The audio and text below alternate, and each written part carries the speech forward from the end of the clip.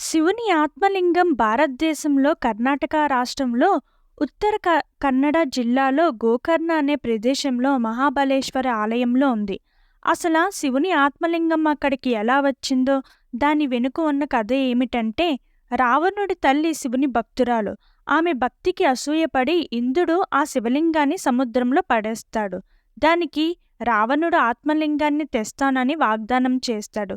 శివుని కోసం కైలాస పర్వతం మీద తపస్సు చేసి అతని తలను నరికి తన పేగులతో వీణను మ్రోగిస్తాడు. శివుడు ప్రత్యక్షమై ఒక షరతు మీద ఆత్మలింగాన్ని వరంగా ఇస్తాడు.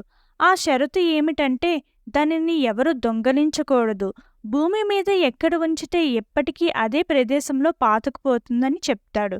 తిరిగి రావణుడు లంకకు వెళ్తుండగా విష్ణుమూర్తి తన మాయతో సంధ్యా సమయం అయినట్లు సృష్టిస్తాడు. రావణుడు తూచా తప్పకుండా సంధ్యావందనం చేస్తాడు.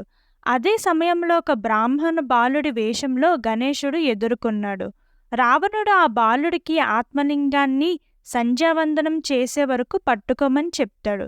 అయితే ఒక ఒప్పందం మీద ఆ బాలుడు ఒప్పుకుంటాడు.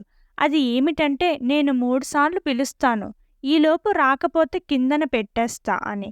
అయితే వినాయకుడు 3 సార్లు వేగంగా రావణ అని పిలుస్తాడు. రావణుడు రాలేకపోతాడు. ఆత్మలింగాన్ని నేలపైన పెడతాడు. రావణుడు భూగర్భంలోకి వెళ్తున్న ఆవు చెవిని వెంబడించి పట్టుకుంటాడు. ఇప్పుడు శిలారూపంలో కనిపిస్తున్న ఈ చెవియే ఆ ప్రాంతానికి గోకర్ణ అనే పేరు వచ్చింది.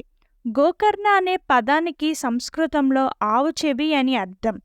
రావణుడు ఆత్మలింగాన్ని తీయడానికి ప్రయత్నించి మూర్ఛపోయాడు. ఆ తరువాత ఆ ఆత్మలింగానికి మహాబలేశ్వర్ అనే పేరు పెట్టారు. ఈ మహాబలేశ్వర ఆలయం గోకర్ణ భారతదేశంలో కర్ణాటక రాష్ట్రంలోని ఉత్తర కన్నడ జిల్లా గోకర్ణలో ఉంది. Thank you.